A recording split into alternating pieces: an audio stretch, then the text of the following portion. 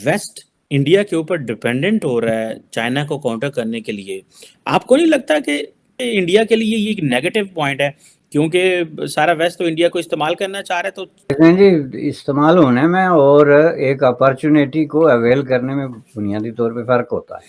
तो इस हिसाब से इंडिया के लिए तो ये एक अपॉर्चुनिटी आ गई, तो अब वो तो ये नहीं कह सकते कि नहीं जी आप हमें इस्तेमाल करेंगे इसलिए हम आपके साथ मिल के काम नहीं कर सकते।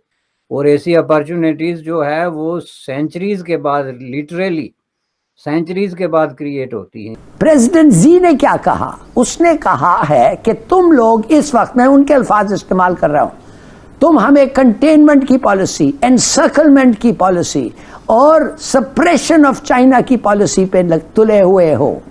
चाइना कैसे देखता है प्राइम मिनिस्टर मोदी को और प्राइम मिनिस्टर मोदी के इंडिया को? 2014 से पहले India, we were very fragile economy. The laughter which I used to see, जब मैं देखता था इनको इंडिया के ऊपर हंसते हुए, और आप बिलीव कीजिए मैं चाइना में जब आता था तो लोग हमारे ऊपर हंसते थे। यहाँ पे जो मूवीज दिखाई जाती थी वो दिखाते थे जिसमें दिखाते हैं कि बहुत पिछड़े हुए लोग हैं, सड़कें भी बनी नहीं हुई हैं, कोई स्टेडियम नहीं है। लेकिन आज आपको दावे के साथ बता सकता हूँ कि अब डर है इनके अंदर कि अगर कोई इनके सामने खड़ा हुआ है तो मिस्टर मोदी है। अगर आप चाइनीज से पूछे, किसी भी चाइना को पूछो, आपका सबसे बड़ा दुश्मन जिससे आपको डर लगता है वो कौन है, तो वो कभी भी अमेरिका नहीं बोलेंगे, इंडिया बोलेंगे आज की डेट में।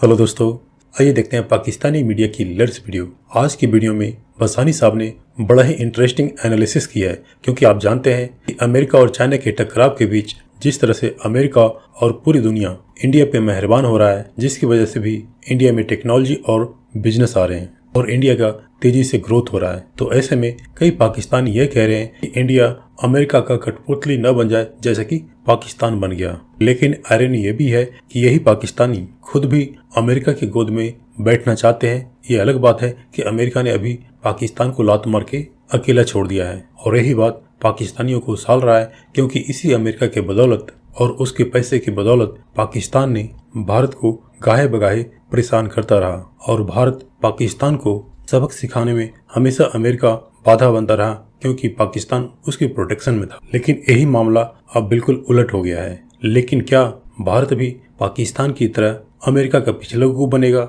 या उसका फायदा उठा रहा है और अपने आप को मजबूत कर रहा है? आइए इस वीडियो में देखते हैं।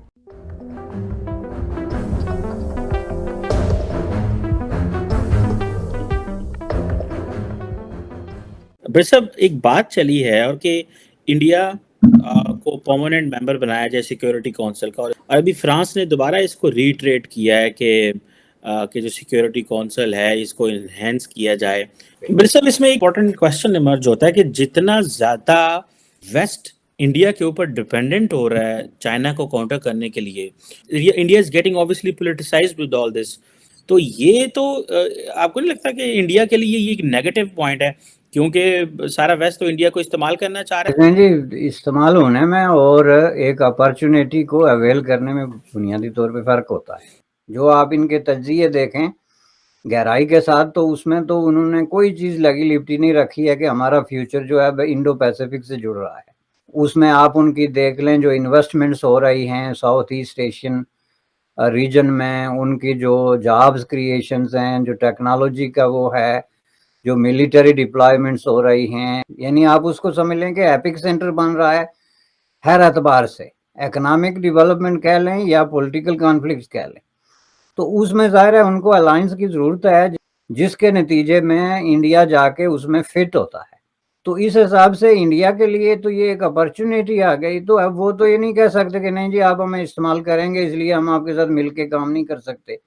ये तो उनका समझ लें कि एक अपना एक डोर खुल गया उनके लिए। और इसमें देखना ये है कि चाइनीज़ भी नाराज़ तो तब होना कि चाइनीज़ का अपना रोल जो है वो यूनाइटेड स्टेट ऑफ अमेरिका के हवाले से उस खित्ते में मुख्तलिफ रहा हो माजी में। मैं ये समझता हूँ, देखें जी, देखना इसको इस पॉइंट ऑफ व्यू से है कि एक जो अपॉर्चुनिटी ये है ये पूरी एशियन कॉन्टिनेंट है उसके लिए है, और ऐसी अपॉर्चुनिटीज़ जो है वो सेंचुरीज़ के बाद, लिटरली सेंचुरीज़ के बाद क्रिएट होती हैं। ये जो इंडो पैसिफिक फोकस है इस वक्त यूनाइटेड स्टेट ऑफ अमेरिका का और दुनिया की सारी बड़ी बड़ी पावर्स का, तो इसमें जो है वो इंडिया तो फिट हो गया है। लेकिन क्वेश्चन ये है कि पाकिस्तान का इसके बारे में क्या बिल्कुल सही कह रहे हैं बिर साहब कि आज देखें कि इंडिया इंडिया दुनिया के साथ लिंक हो रहा है डिफेंस में, ट्रेड में, बिजनेस में, स्टेम सब्जेक्ट्स में इंडिया पार्टनरशिप हो रही है। जब वेस्ट को हमारी ज़रूरत थी तो हम जिहाद, अफगानिस्तान, तालिबान, टीटीपी, हमारा रेफरेंस और इंडिया का रेफरेंस में ज़मीन आसमान का फ़र्क है। इस तरह वो हमारी 75 साल वो रेफरेंस ही तबाह हो गए, बर्बाद हो गए हैं।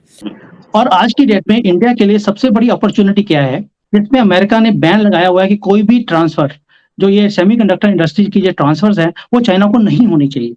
अभी चाइना के पास जो सेमीकंडक्टर की जो इंडस्ट्री है वो बहुत पुरानी हो गई है।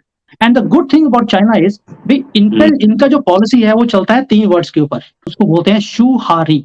शू मीन्स आप कुछ मत सोचो, जो दुनिया में अच्छा चल रहा है उसको कॉपी करो। हाँ का मतलब है कि आप जिससे कॉपी किया है उससे भी बेटर करना शुरू कर दो। और री का मतलब है क्योंकि आपने गेम को इतना आगे ले गए हो कि अब उसको पीछे लगाना शुरू कर दो जिससे आपने कॉपी किया है। और आज की डेट में कॉपी करने के लिए इनके पास है नहीं, क्योंकि technology transfer specially in semiconductor बंद कर दी है। तो this is the good opportunity for India कि अभी पूरे वर्ल्ड का फोकस, सारे वर्ल्ड के फॉरेन मिनिस्टर्स आ रहे हैं, G20 के सारे लोग यहाँ पे आ रहे हैं, इंडस्ट्री का एक माहौल बन रहा है, इंफ्रास्ट्रक्चर बन रहा है। This is the best time for India.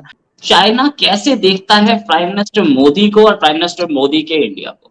The laughter which I used to see, जब मैं देखता था इनको इंडिया के ऊपर हंसते हुए, ये आत्मनिर्भर की बात कर रहे हैं और ये हमारे से फाइट करने की बात कर रहे हैं, ये हंसते थे हमारे ऊपर। लेकिन आज आपको दावे के साथ बता सकता हूं कि अब डर है इनके अंदर कि अगर कोई इनके सामने खड़ा हुआ है तो मिस्टर मोदी है। अगर आप चाइनीज से पूछे, किसी भी चाइना को पूछो, आपका सबसे बड़ा दुश्मन जिससे आपको डर लगता है वो कौन है, तो वो कभी भी अमेरिका नहीं बोलेंगे, इंडिया बोलेंगे आज की डेट में, बिकॉज मिस्टर मोदी। लेकिन बोला तो ये जा रहा है कि हम लोग उनके साथ लॉस में बिजनेस कर रहे हैं। देखिए 2014 से पहले India we were very fragile economy. और आप बिलीव कीजिए, मैं चाइना में जब आता था तो लोग हमारे ऊपर हंसते थे। यहाँ पे जो मूवीज दिखाई जाती थी वो दिखाते थे जिसमें दिखाते हैं कि बहुत पिछड़े हुए लोग हैं, सड़कें भी बनी नहीं हुई हैं, कोई स्टेडियम नहीं है, and they used to feel very happy कि look at our infrastructure and look at India. उसके बाद मोदी जी जब आए तो इन्होंने क्या किया, आत्मनिर्भर की बात शुरू करी। और आज की डेट में हाल ये है कि वी हैव टेकन ओवर। आज भी प्रोडक्ट्स इंपोर्ट होते हैं चाइना से, लेकिन बहुत फर्क है। आज की डेट में वो काफी ऐसे प्रोडक्ट्स हैं जो इंडिया में बनने शुरू हो गए हैं। पहली बार अब दिवाली में आपने लास्ट ईयर 2 सालों में देखा होगा, दिवाली की लाइट्स लगाते हैं, दिए जलाते हैं, वो सब इंडिया में बनने शुरू हो गए, जो कि 100% चाइना से आने शुरू हो गए थे after the agreement by Rahul Gandhi with the Chinese communist party.